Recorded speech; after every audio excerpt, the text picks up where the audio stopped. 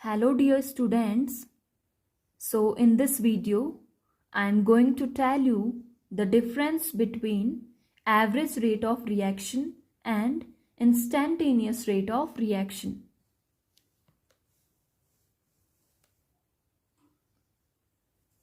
तो जो ये एवरेज रेट ऑफ रिएक्शन है वहाँ पे फाइनाइट टाइम पीरियड की बात की गई होती है। तो जहाँ पे भी फाइनाइट टाइम की बात की गई होती है वहाँ पे हम चेंज इन टाइम को डेल्टा से शो करते हैं।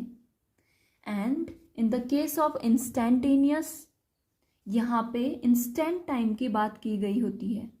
तो यहाँ पे हम चेंज इन टाइम को शो करने के लिए डी का यूज करेंगे।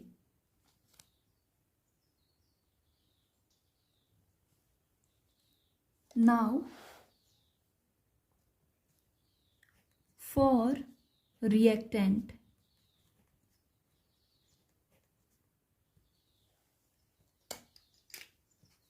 सबसे पहले हम एक ग्राफ प्लॉट करेंगे कंसंट्रेशन एंड टाइम के बिटवीन।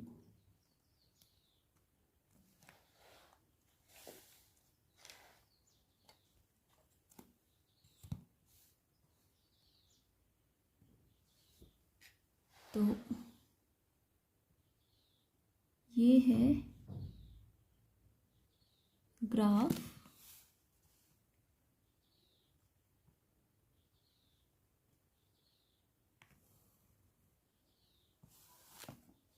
तो इसको हमने किसके किसके बिटवीन प्लॉट किया है, कंसंट्रेशन और टाइम के बिटवीन। तो रिएक्टेंट के लिए मैंने प्रीवियस वीडियो में बताया था कि कंसंट्रेशन ज़ीरो तो होगा नहीं, कुछ ना कुछ कंसंट्रेशन होगी उसकी। सपोज इतनी कंसंट्रेशन है।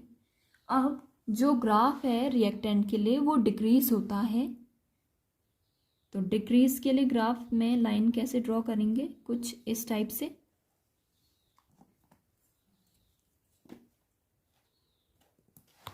नाउ ये कोई एक पॉइंट है, यहाँ पे जो टाइम है वो t1 है।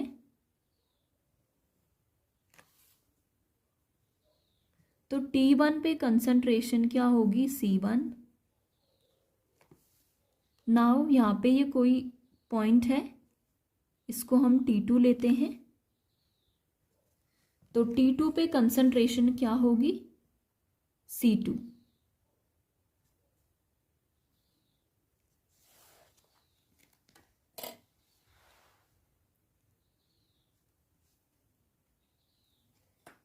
नाउ इसमें एक चीज़ समझनी होगी, जो कंसंट्रेशन है वो ऐसे इंक्रीज हो रहा है। तो जो c1 है उसकी कंसंट्रेशन c2 से ज़्यादा होगी, यानी कि इनिशियल कंसंट्रेशन ज़्यादा है फाइनल से। तो अब रेट ऑफ रिएक्शन कैसे लिखेंगे एवरेज के लिए, ये देखिए। रेट, इसको रेट ए बी जो लिखा है, एवरेज रेट ऑफ रिएक्शन को शॉर्ट ऐसे लिखते हैं। क्या होगा, रिएक्टेंट की बात कर रहे हैं तो माइनस साइन आएगा। Change in the concentration upon change in time. Delta का यूज़ इसलिए कर रहे हैं क्योंकि ये फाइनाइट टाइम पे पूछ रहा है, मतलब कंसंट्रेशन शो कर रहा है, तो इसीलिए डेल्टा का यूज़ हमने किया है। नाउ इसी को हम कैसे लिख सकते हैं, फाइनल में से इनिशियल कंसंट्रेशन माइनस कर सकते हैं, तो c2 minus c1। And time में भी क्या कर सकते हैं, फाइनल टाइम में से इनिशियल टाइम माइनस। नाउ मैंने कहा कि जो c2 है उसकी कंसंट्रेशन कम है, इसका मतलब कि इसकी वैल्यू कम है, एंड c1 की ज़्यादा है। तो छोटे में से जब बड़ा माइनस करेंगे तो आंसर क्या आना है, माइनस में आना है। तो रेट ऑफ रिएक्शन जो है वो माइनस में कभी नहीं होता है, इसीलिए हम माइनस का साइन यूज़ करते हैं, तो जो रेट ऑफ रिएक्शन है ये प्लस में आ जाएगा। तो ये एवरेज रेट ऑफ रिएक्शन इस तरीके से लिखा जाता है रिएक्टेंट के लिए। Now in the case of instantaneous for reactant,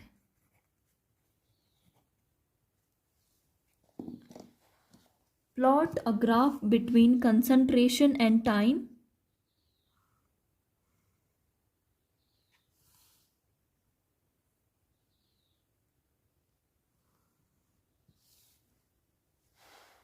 इधर कंसंट्रेशन है एंड इधर टाइम। तो रिएक्टेंट के लिए जो है ग्राफ डिक्रीज ही होता है।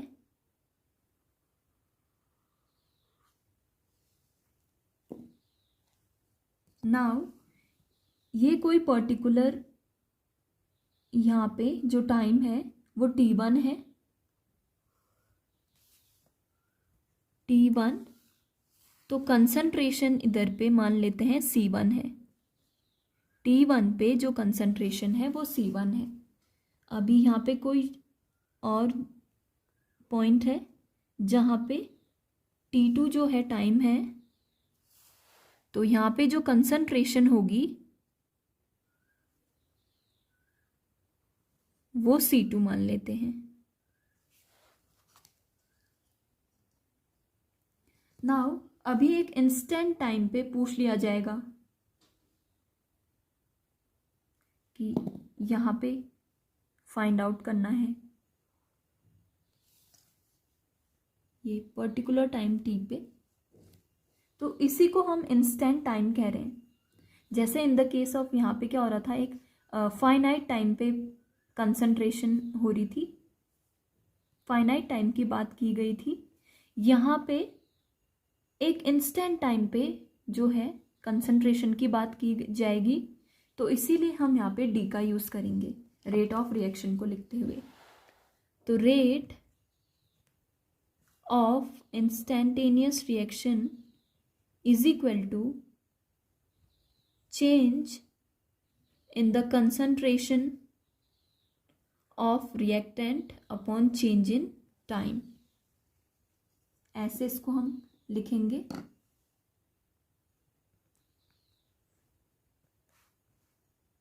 नाउ प्रोडक्ट के लिए,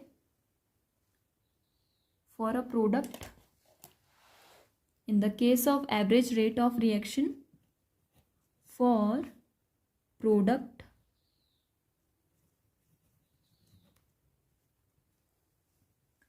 फिर से हम एक ग्राफ प्लॉट करेंगे। प्लॉट अ ग्राफ बिटवीन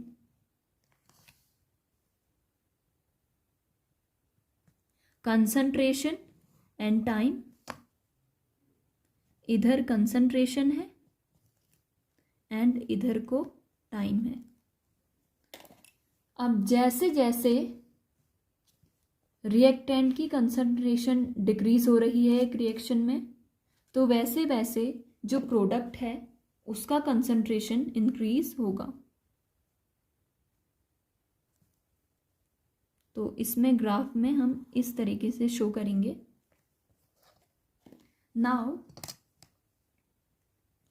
यहाँ पे कोई टाइम है वो t1 है एंड इस t1 पे कंसंट्रेशन c1 है। यहाँ पे कोई टाइम है वो है t2 एंड यहाँ पे जो कंसंट्रेशन है वो है c2। Now in the case of product concentration ऐसे इंक्रीज हो रहा है, तो जो c2 है फाइनल कंसंट्रेशन है उसका वैल्यू ज़्यादा होगा इनिशियल के कंपैरिजन में।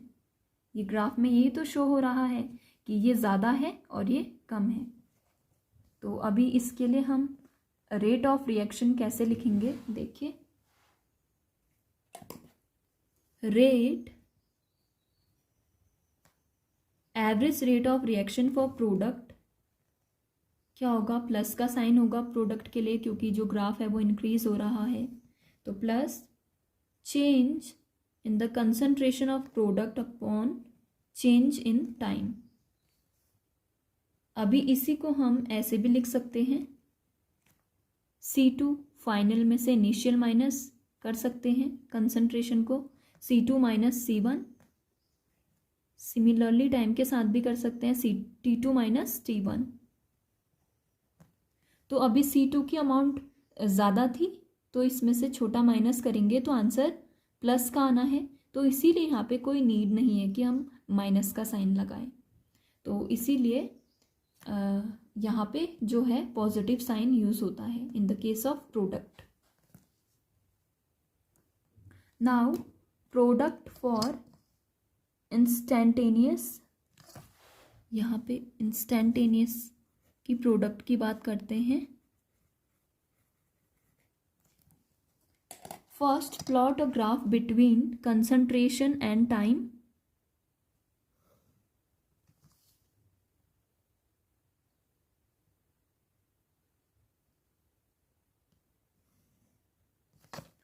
यहाँ कंसंट्रेशन है, इधर को टाइम है। नाउ प्रोडक्ट के लिए क्या है, ग्राफ इंक्रीज होता ही होता है।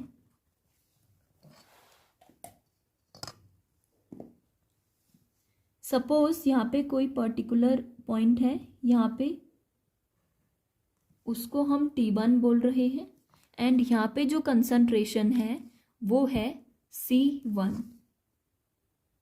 अभी यहाँ पे कोई पर्टिकुलर पॉइंट है, उसको हम कह रहे हैं T2। तो जो यहाँ पे कंसंट्रेशन है वो है C2। अभी हमसे किसी इंस्टेंट टेम्परेचर पे बात की होगी, इसको हम T मान लेते हैं। तो अब रेट ऑफ रिएक्शन कैसे लिखेंगे देखिए, रेट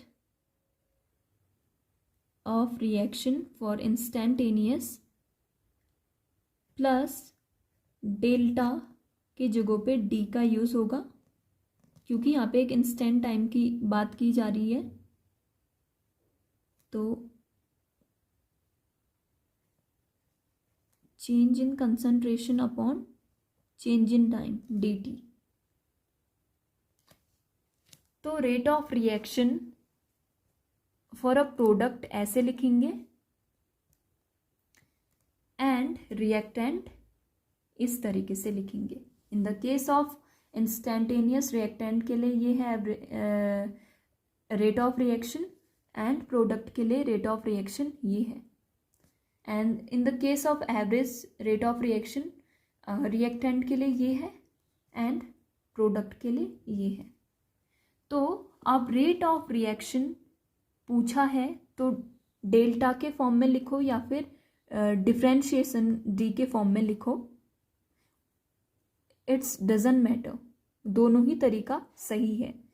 बट अगर पूछा गया है एवरेज रेट ऑफ रिएक्शन लिखनी है तो इस फॉर्म में लिखोगे, यूज ऑफ डेल्टा करोगे। अगर इंस्टेंटेनियस रेट ऑफ रिएक्शन लिखने को कहा है तो डी से चेंज को शो करोगे।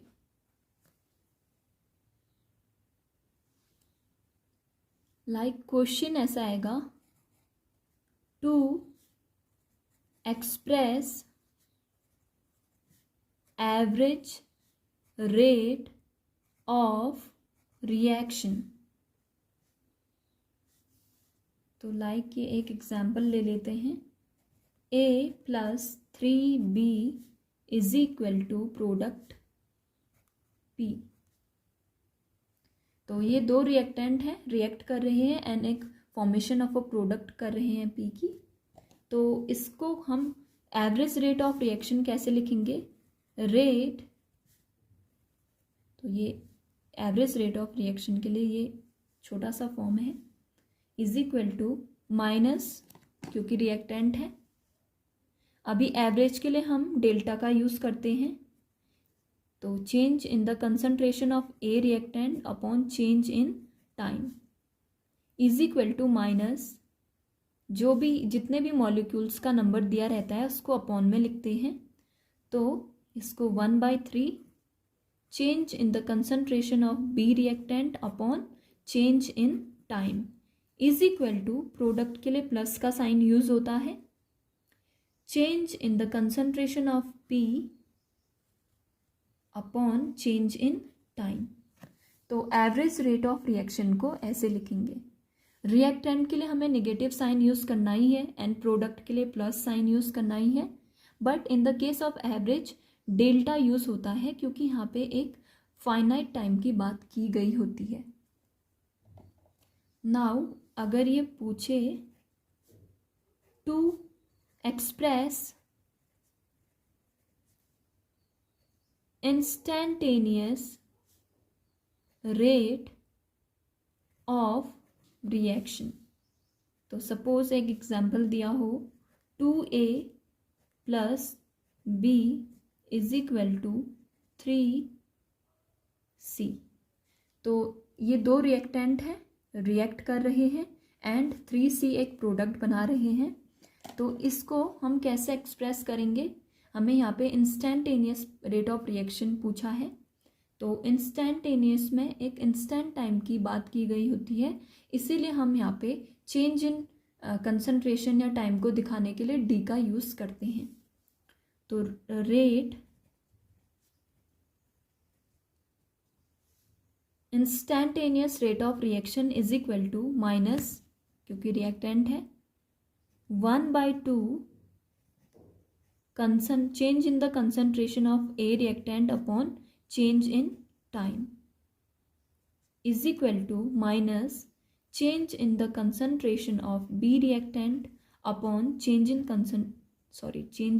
time is equal to, product के लिए plus 1/3 change in the concentration of C upon change in time। तो इस तरीके से लिखा जाता है। अभी इसमें क्या है कि रिएक्टेंट के लिए हम नेगेटिव साइन यूज कर रहे हैं and positive sign for product, but instantaneous rate of reaction जहां पे भी पूछा जाए डी का यूज जरूर करना है चेंज को दिखाने के लिए।